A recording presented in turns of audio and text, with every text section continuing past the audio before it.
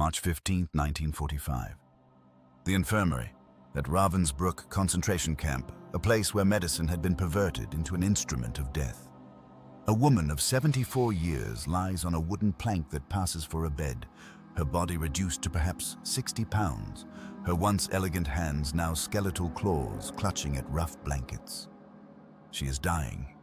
Not from the typhus that ravages the camp, not from the starvation that has hollowed her cheeks and dimmed her eyes, but from something more deliberate. Something injected.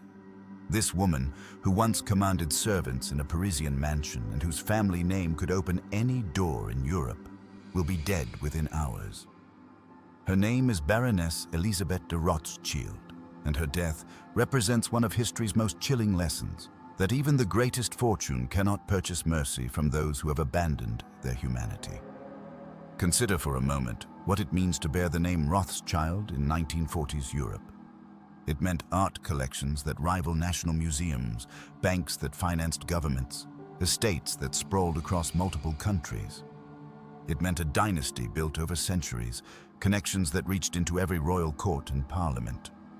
Elisabeth herself was born into this rarefied world in 1871, inheriting not just wealth, but a cultural legacy.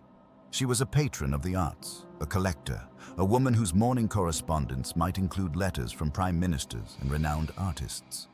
Yet here she lay, in a camp where human beings were reduced to numbers tattooed on flesh, where the orchestra of her youth had been replaced by the sound of roll calls in the freezing dawn and the cries of the dying in the night.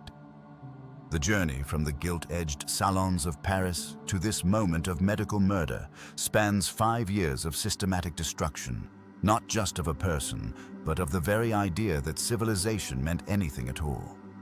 When the Nazis arrested Elisabeth in 1940, they didn't simply imprison an elderly woman. They captured a symbol of everything they despised and envied. Jewish, wealthy, cultured, independent. In their twisted ideology, she represented a world they were determined to erase, and her destruction would be both personal and theatrical. But what makes Elisabeth's story particularly haunting is not just the dramatic fall from grace. History is littered with the mighty brought low. It's the methodical nature of her destruction, the bureaucratic precision with which a human being was processed through a system designed to strip away every vestige of dignity before extinguishing life itself. From her arrest at her chateau, to her transport in cattle cars, from her arrival at Ravensbrück to her final moments, each step was calculated to demonstrate that her name, her history, her very humanity meant nothing in the face of industrialized hatred. The medical personnel who likely administered that final injection were not monsters from Gothic horror stories. They were educated professionals who had taken oaths to heal, who understood anatomy and pharmacology, who perverted their knowledge in service of mass murder. The exact substance remains unknown. Potassium, phenol, air.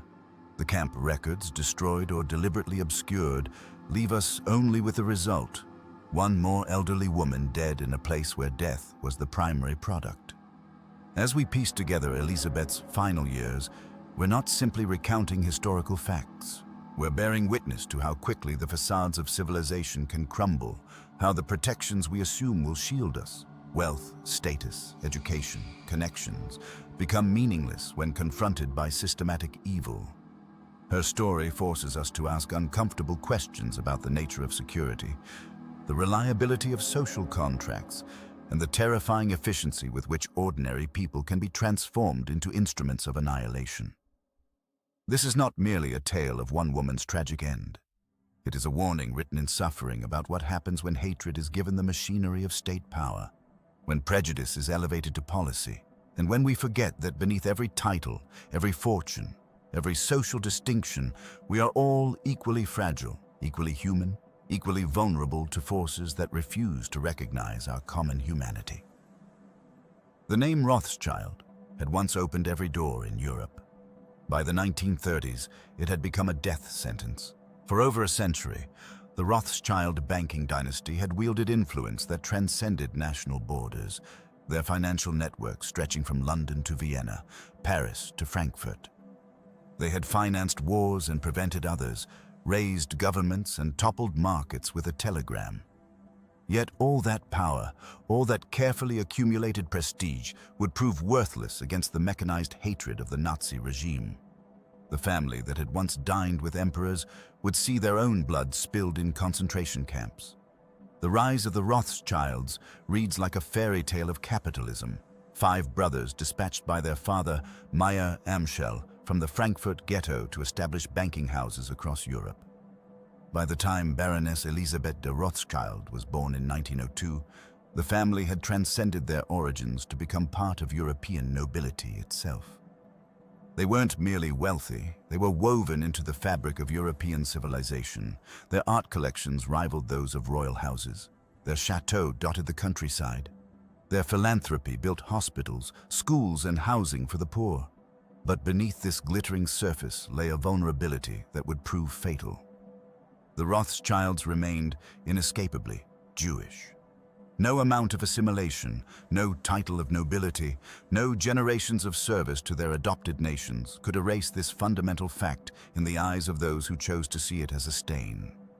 Elisabeth herself embodied this contradiction, a baroness by marriage, residing in a Parisian mansion, patron of the arts. She moved through the highest circles of French society. Her divorce from Baron Philippe de Rothschild had not diminished her standing. If anything, it had given her a certain independence that was rare for women of her class and time.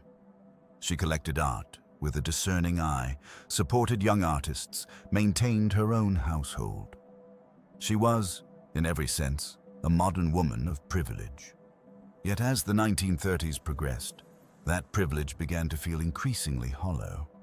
The Rothschild name, which had once guaranteed safe passage through any European capital, was becoming a liability. Nazi propaganda had made the family a symbol of everything they claimed to oppose: international finance, Jewish influence, the corruption of pure German blood.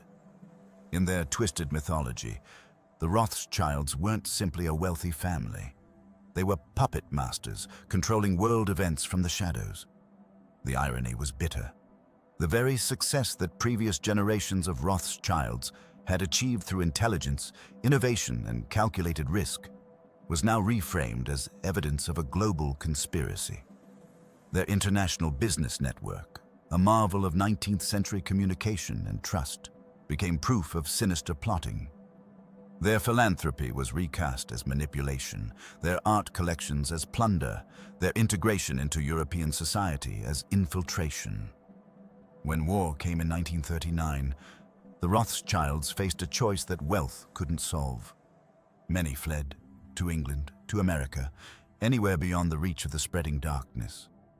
But Elisabeth remained in France. Perhaps she believed her adopted country would protect her. Perhaps she couldn't imagine that the nation of liberté, égalité, fraternité would hand over its own citizens to murderers. Perhaps, like so many others, she simply couldn't conceive of what was coming. The France that had made her a baroness would betray her. The society that had welcomed her would turn its back. The name that had meant everything would mark her for death.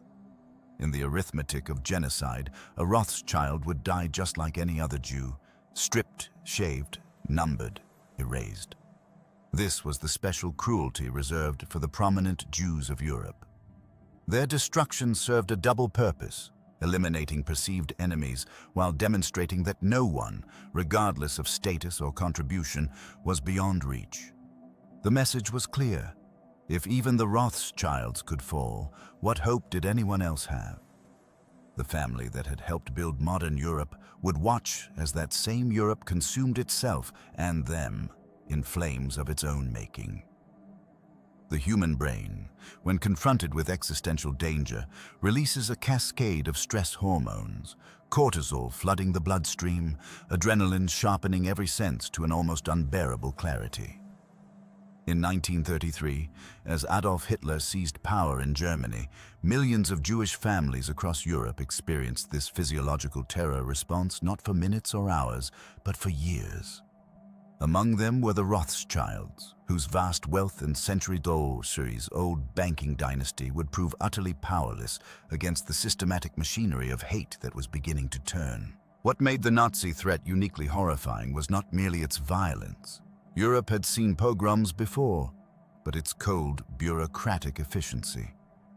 This was not the spontaneous rage of a mob, but something far more sinister, a state apparatus dedicated to the complete annihilation of an entire people.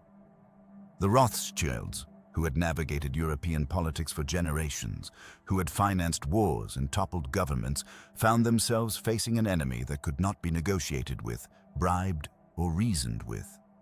The transformation happened with terrifying speed. In 1933, German Jews comprised less than 1% of the population, yet owned significant businesses, held prestigious positions in academia and the arts. The Rothschild banks in Frankfurt and Vienna were cornerstones of European finance. Within months, the Nuremberg laws would strip them of citizenship, forbid them from marrying non-Jews, exclude them from public life. But these legal persecutions were merely the visible surface of something far darker brewing beneath. Consider the psychological warfare at play.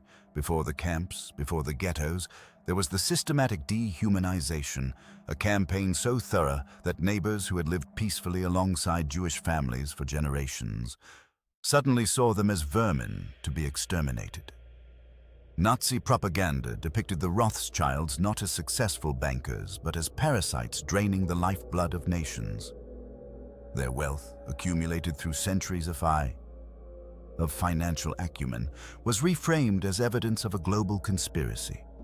Their philanthropy, which had built hospitals and funded scientific research, was twisted into proof of their attempts to control society. For wealthy Jewish families like the Rothschilds, the early years of Nazi rule presented an agonizing dilemma. Their fortunes were tied to properties, banks, art collections, assets that could not simply be packed into suitcases. Many believed, fatally, that their status would protect them, that this madness would pass as other persecutions had passed. They had weathered the storms of European anti-Semitism for centuries. Surely this too would blow over.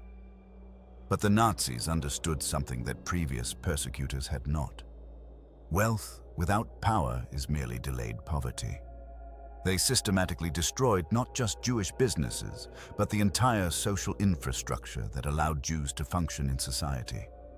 Bank accounts were frozen, properties were Aryanized, a euphemism for state-sanctioned theft.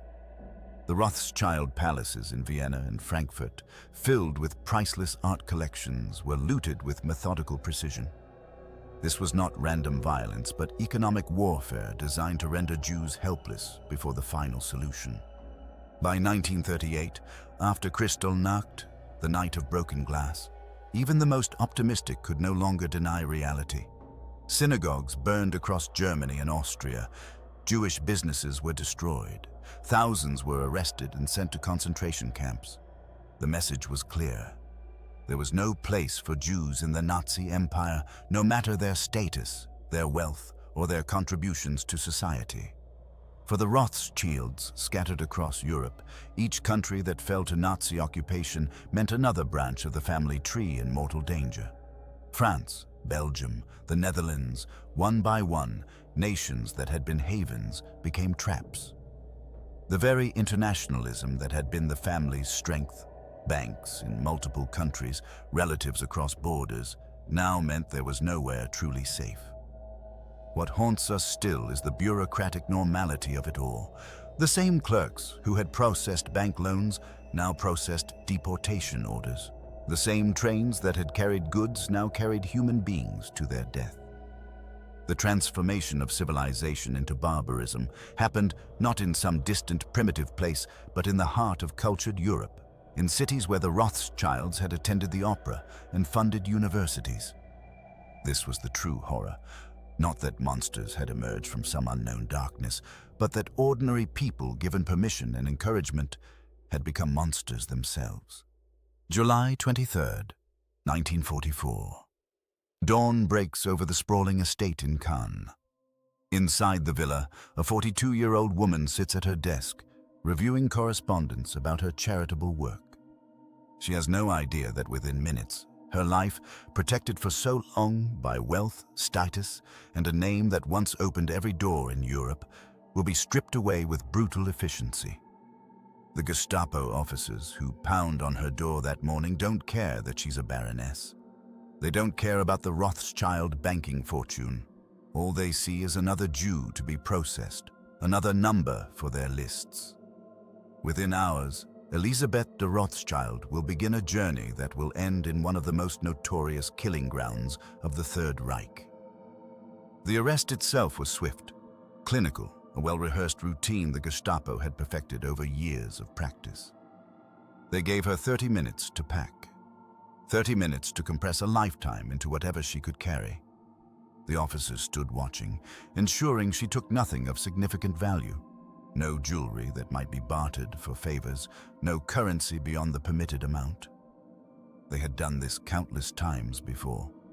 To them, she was merely another name to check off their list, another successful operation in the systematic destruction of European Jewry. What makes Elisabeth's arrest particularly chilling is how long she had managed to avoid it. For 4 years after the Nazi occupation of France, her wealth and connections had provided a fragile shield. She had lived under a kind of house arrest at her estate, monitored but not yet taken. Perhaps she believed, as many of her class did, that civilization had certain boundaries even the Nazis wouldn't cross. Perhaps she thought the family name still carried weight, that somewhere in the machinery of the Reich, someone would recognize the folly of touching a Rothschild. She was wrong. By 1944, the Holocaust had entered its most frenzied phase. The Allied invasion at Normandy had made the Nazis desperate, more determined than ever to complete their genocidal project before the walls closed in. Even the Rothschild name had become nothing more than a particularly satisfying trophy for the SS. Proof that no Jew, however wealthy or well-connected, was beyond their reach. The journey from Cannes to Ravensbrück took several days. First by truck to a collection point, then by train. Not the passenger carriages she had known all her life, but cattle cars crammed with human beings treated as cargo. We know from survivor testimonies what these journeys entailed. The suffocating heat, the lack of water, the bucket in the corner that served as a toilet for dozens of people, the children crying, the elderly collapsing.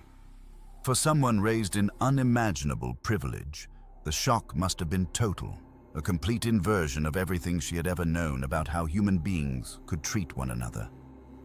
When the train doors finally opened at Ravensbrück, 90 kilometers north of Berlin, Elisabeth entered what survivors would later describe as a particular kind of hell designed specifically for women.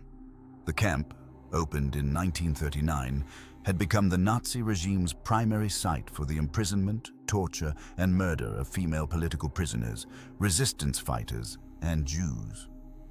By the time of Elisabeth's arrival, it housed tens of thousands of women in conditions that defied human comprehension. The intake process was designed to destroy identity from the very first moments. Strip, shower, hair shorn, clothes confiscated. A striped uniform that hung loose on bodies already beginning their transformation from human beings into the walking skeletons the Nazis called Muselmänner. A number tattooed or sewn onto the uniform. In those first hours, Baroness Élisabeth de Rothschild ceased to exist. In her place stood another anonymous prisoner, distinguishable from the thousands of others only by the number assigned to her. But even in this machinery of dehumanization, the Rothschild name apparently still carried enough weight to attract special attention, not protection, but rather particular scrutiny, perhaps even particular cruelty. For the guards and administrators of Ravensbrück, having a Rothschild among their prisoners was a prize. Living proof of the mighty brought low, the ultimate demonstration of Nazi power over the old order of Europe. The human body can survive approximately 3 weeks without food, 3 days without water, but in Ravensbrück, many women discovered there was something you could lose much faster: your humanity. Within 48 hours of arrival, the systematic demolition of identity would begin. Strip away the clothes, the hair, the name, Replace them with a number tattooed on flesh, and watch how quickly a baroness becomes indistinguishable from a beggar. Ravensbrück wasn't designed to kill quickly. That would have been a mercy. Instead, it was engineered as a machine of slow degradation, where death came not from a single blow but from 1,000 calculated cruelties. The SS called it Vernichtung durch Arbeit, extermination through labor, a euphemism that sanitized their methodical torture. At 4:30 each morning, sirens would tear through the darkness. Women who had collapsed onto straw mattresses infested with lice would struggle to their feet, knowing that those who moved too slowly would face the whip. The roll call that followed could last for hours. In winter, with temperatures plunging below freezing, women stood in thin cotton dresses, their bare feet turning blue, then black with frostbite. Some would collapse where they stood. Others learned to lock their knees, to sway slightly to keep blood flowing, tiny acts of resistance that might mean surviving another day. The medical experiments conducted at Ravensbrück transformed healing into harm with a perversity that defied comprehension. Dr. Karl Gebhardt and his team used prisoners, they called them rabbits, to test the limits of human endurance. They would deliberately infect wounds with bacteria, break bones to study healing, remove sections of muscle and nerve tissue. Without anesthesia. The screams from the medical block could be heard across the camp, a soundtrack of scientific sadism that served no purpose beyond satisfying a grotesque curiosity dressed up as research. But perhaps the most insidious torture was the deliberate starvation. The daily ration, a slice of black bread that was mostly sawdust, watery soup with rotting vegetables, perhaps a pat of margarine, provided less than 700 calories. A human body at rest burns on 200. The mathematics of starvation are ruthlessly simple. First, the body consumes its fat reserves, then muscle tissue. Finally, it begins to digest its own organs. Women watch their bodies disappear, skin hanging loose over protruding bones, their minds clouded by the constant, gnawing hunger that made them dream of food, hallucinate about bread. The psychological warfare was equally calculated. Guards would force mothers to watch their daughters being beaten. Sisters would be separated, placed in different blocks, forbidden to communicate.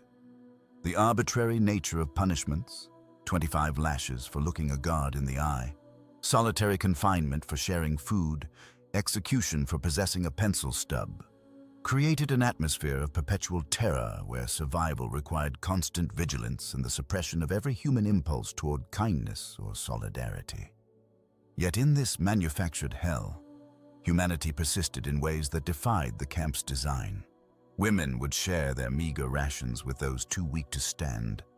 They created invisible networks of support, teaching languages in whispered conversations, composing poetry in their minds when paper was forbidden, maintaining their faith through secret prayers. French political prisoners organized education circles. Polish women maintained military discipline. Russian prisoners shared folk songs that connected them to home. For someone like Baroness de Rothschild, accustomed to silk sheets and servants, the shock must have been particularly acute. But in Ravensbrück, previous status meant nothing. The leveling was absolute. A baroness discovering that her survival might depend on a communist factory worker's knowledge of which guards to avoid, which work assignments meant death, which meant merely suffering. This was the perverse democracy of the concentration camp. The death rate tells its own story. By 1944, the crematorium couldn't keep pace with the dying. Bodies piled up, a landscape of the departed that the living stepped over on their way to another day of labor. But numbers alone cannot convey what it meant to wake each morning, wondering if today you would join them, to feel your body failing while your mind remained trapped inside, witnessing its own destruction. The morning of March 23rd, 1945. The medical block at Ravensbrück concentration camp. A body lies on a wooden table, a woman of 42 years, her once elegant frame reduced to skeletal proportions. The Nazi doctor filling out the death certificate writes natural causes, with the casual indifference of someone who has written these words thousands of times before. But nothing about the death of Baroness Élisabeth de Rothschild was natural. The circumstances surrounding her final hours remain shrouded in contradictions, deliberate obfuscation, and the systematic erasure of evidence that characterized the Nazi machinery of death. According to official camp records, those few that survived the SS's frantic destruction of documents as Soviet forces approached, Elisabeth died of typhus. It was a convenient explanation, one used countless times to mask the true causes of death in the camps. Typhus was indeed rampant at Ravensbrück in the final months of the war. The lice-infested barracks, the complete breakdown of sanitation, the overcrowding that reached catastrophic proportions. As the Nazis evacuated other camps, all created perfect conditions for epidemic disease. But for Elisabeth, the timing raises haunting questions that have never been satisfactorily answered. Just days before her death, fellow prisoners reported seeing her in relatively stable condition. Charlotte Delbo, the French resistance fighter who survived Ravensbrück, would later write about the mysterious deaths that accelerated in March 1945. Women who had endured years suddenly collapsed within hours, she recalled. The doctors, if you could call those murderers doctors, had their methods. These methods included lethal injections of phenol directly into the heart, overdoses of morphine disguised as medical treatment, and the deliberate withholding of basic care that would transform treatable conditions into death sentences. What makes Elisabeth's death particularly suspicious is the pattern of targeted killings that intensified as liberation approached. Heinrich Himmler had issued contradictory orders. Some demanded the evacuation of prominent prisoners who might serve as bargaining chips. Others called for the elimination of those whose testimonies could prove particularly damaging. A Rothschild, who had witnessed the systematic looting of Jewish wealth, who had endured the camp's brutalities, who could speak with authority about how even the most privileged Jews were stripped of everything. Such a witness posed a unique threat. The absence of her body adds another layer to the mystery. Like tens of thousands of others who died at Ravensbrück, Elisabeth was likely cremated in the camp's ovens, her ashes scattered in the nearby lake or dumped in mass graves. But even by the standards of Nazi record-keeping, the documentation surrounding her final days is remarkably sparse. The prisoner registry shows her number, 26359, crossed out with a single line. No medical examination notes survive. No witness statements were taken from the prisoners who served as nurses in her block. There is evidence to suggest she may have been selected for the gas chamber that the SS had constructed at Ravensbrück in late 1944. Prisoners reported that selections for gassing often targeted those too weak to work but still conscious enough to potentially survive until liberation. The process was grotesquely efficient. Prisoners were told they were being taken for medical examinations, led to a small building near the crematorium, and murdered with Zyklon B. Their bodies were burned immediately, leaving no physical evidence of the crime. One Polish survivor, Wanda Kiedrzynska, later testified about the acceleration of murders in March 1945. They were eliminating witnesses, she said, especially those whose names might carry weight in the world beyond the wire. A Rothschild dying of typhus was a tragedy. A Rothschild murdered by gas or injection just weeks before liberation was evidence of premeditated murder that could hang commandants and doctors. The truth of Elisabeth de Rothschild's final moments likely died with her in that medical block or in the gas chamber or wherever the SS chose to end her life. What remains is the terrible certainty that her death, like her imprisonment, was part of the vast machinery of murder that consumed 6 million Jews. Her wealth, her name, her connections, none of it mattered in the end. In death, as the Nazis intended, she became just another number crossed out in a ledger, another body fed to the ovens, another voice silenced forever. The death of Baroness Élisabeth de Rothschild at Ravensbrück represents something far more profound than the murder of a single woman. It stands as a stark reminder that when systematic hatred takes root in a society, no amount of wealth, No illustrious family name, no lifetime of cultural contribution can serve as armor against orchestrated evil. Her fate, dying in agony on a wooden bunk in a concentration camp, her body likely thrown into a mass grave or burned in the camp crematorium, strips away any illusion that privilege provides ultimate protection against state-sanctioned barbarism. What makes her story particularly haunting is how methodically the Nazis dismantled everything she represented. The Rothschild name, which had opened doors across Europe for over a century, became her death warrant. The vast art collection she had lovingly assembled, the chateau that had hosted Europe's cultural elite, the carefully cultivated gardens where she had found solace, all of it was seized, scattered, or destroyed. The Nazis didn't just want to kill Elisabeth de Rothschild. They wanted to erase the very idea that a Jewish family could hold such a position in European society. Yet in their attempt at erasure, they inadvertently created something else, a testament to resilience that extends far beyond one family's tragedy. The Rothschild banking dynasty, which the Nazis believed they could destroy, survived the war and rebuilt. The family's commitment to philanthropy, arts, and sciences, values that Elisabeth herself had embodied, continued across continents. Her death became part of a larger narrative about the survival of culture itself in the face of those who would destroy it. Consider the bitter irony. Elisabeth spent her final months surrounded by women from every social stratum. Polish resistance fighters, Soviet prisoners of war, Jehovah's Witnesses, Roma women, and other Jews both wealthy and poor. In the barracks of Ravensbrück, the social hierarchies that had defined European life for centuries meant nothing.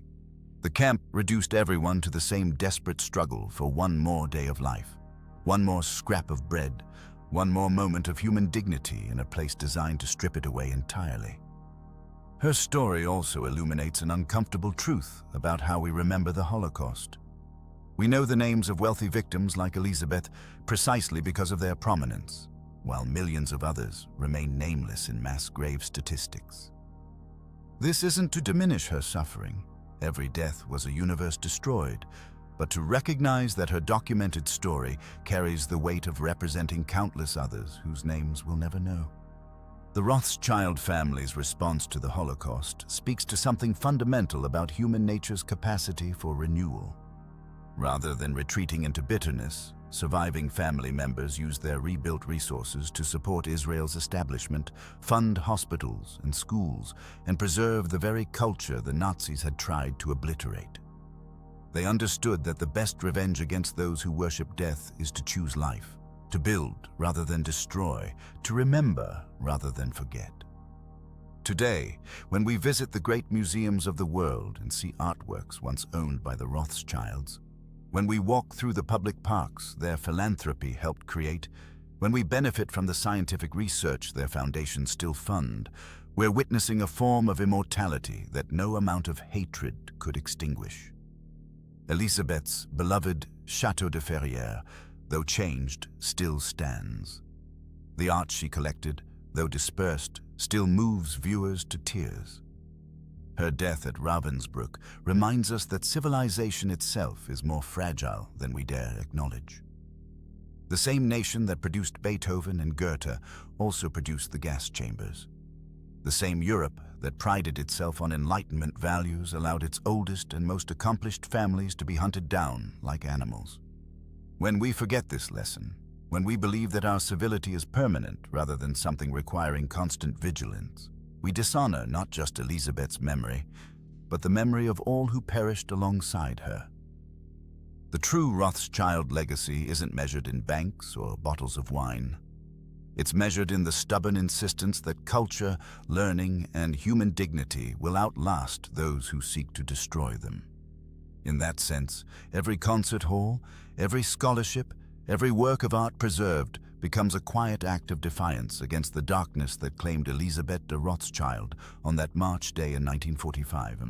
The death of Baroness Élisabeth de Rothschild at Ravensbrück represents something far more terrifying than the loss of a single life. It embodies the complete collapse of every protection that civilized society supposedly offers. Wealth, status, international connections, even basic human decency. When the guards at Ravensbrück processed her arrival, they didn't see a philanthropist who had funded hospitals and supported the arts. They didn't see a mother, a widow, a woman in her 70s who should have been spending her final years surrounded by grandchildren and the fruits of a lifetime's cultivation. They saw only a number to be erased. Consider the systematic precision of her destruction. The Nazis didn't simply kill Elisabeth de Rothschild. They methodically stripped away every layer of her identity. First came the confiscation of her estates, the pillaging of her art collections, the freezing of her accounts. Then the arrest, the transport in cattle cars, the shaving of her head, the replacement of her name with a number. By the time she died, whether by gas, exhaustion, or medical experimentation, she had been reduced from one of Europe's wealthiest women to another anonymous corpse in a mass grave. This wasn't mere murder. It was engineered obliteration. The most chilling aspect of her fate lies in what it revealed about the nature of modern genocide. The Holocaust wasn't the product of medieval barbarism or momentary madness. It was executed by educated people using advanced technology and bureaucratic efficiency. The same German culture that had produced Beethoven and Goethe now produced gas chambers and crematoriums. The doctors who conducted experiments on prisoners like Elisabeth had taken the Hippocratic Oath. The camp commandants who ordered executions went home to their families and listened to classical music. This wasn't a failure of civilization. It was civilization weaponized against humanity itself. Elisabeth's story also exposes the dangerous myth of exceptional protection. Throughout history, the wealthy have believed their resources could shield them from political upheaval. The Rothschild name had opened doors across Europe for over a century. Their banks had funded governments. Their salons had hosted prime ministers. Their philanthropy had built institutions. Yet when the machinery of genocide began to turn, all those connections, all that influence, proved as substantial as morning mist. The same contacts who had once eagerly accepted Rothschild hospitality now looked away as family members were rounded up for extermination. What makes her death particularly haunting is how it prefigures our modern age. Today, we live in a world of increasing polarization, where dehumanizing rhetoric spreads at digital speed, where conspiracy theories about wealthy elites echo the propaganda that sent Elisabeth to her death. The same civilizational veneer that failed to protect her remains perilously thin. When we see democratic norms eroding, when we witness the mainstreaming of extremist ideologies, when we observe how quickly neighbors can turn against neighbors, we're seeing the same forces that transformed Europe's most cultured nations into killing fields. The silence surrounding Elisabeth's final moments, the uncertainty about exactly how and when she died, itself tells a story. In an age obsessed with documentation, her end went unrecorded because by then she had been relegated to non-personhood. The Nazis kept meticulous records of property seized and assets stolen, but the death of the woman herself merited no special notice. She had been successfully transformed from a human being into a problem solved. Yet in remembering Elisabeth de Rothschild, we perform an act of resistance against the erasure her murderers intended. Every time her story is told, their attempt at obliteration fails. Her life, devoted to art, culture, and philanthropy, stands as a permanent rebuke to the ideology that destroyed her. Her death reminds us that civilization is not an achievement to be taken for granted, but a fragile construct that each generation must consciously choose to maintain. The horrors of Ravensbrück didn't end with the camp's liberation. They echo forward as a warning. This is what happens when we allow human beings to be reclassified as problems, when we permit wealth or race or religion to determine who deserves to live. In the systematic destruction of Elisabeth de Rothschild, we see not just historical tragedy, but an ever-present possibility that only our vigilance can prevent from